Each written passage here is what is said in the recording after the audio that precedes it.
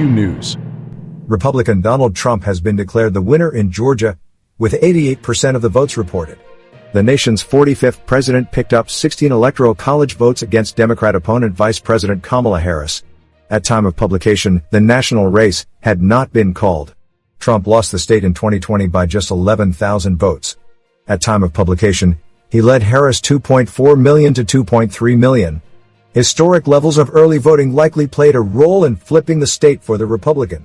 Between absentee and early voting, 56% of all the state's registered voters had already voted before the polls opened on Election Day. With the state's 7 million registered voters, that meant that over 4 million voted. According to Secretary of State Brad Raffensperger, nearly every day of voting was a record breaker for the state. Rural counties led the early turnout. Women were also more likely than men to vote.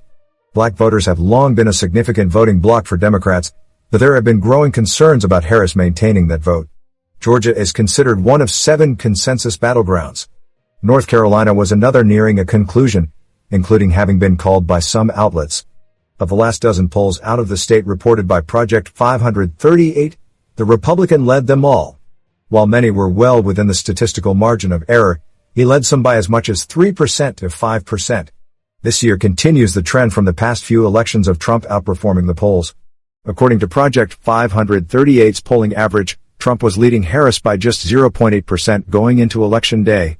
Many were grateful that the election was conducted smoothly on Tuesday, despite the many legal challenges and election chaos that had already begun in the state. Inflation, the economy, and immigration were all top issues for voters in Georgia, much like in states around the nation. Those were all issues that Trump hit hard during campaigning, promising to return to America First policies and end illegal immigration if elected. Harris found more ground with voters on abortion, which was not a top issue for most Georgia voters. Over the next few days, the state will move forward with completing the vote count and certifying the election. While mail-in ballots had to be received and reported by 8 p.m. on Election Day, the votes of military and overseas citizens have until Friday to arrive, but must be posted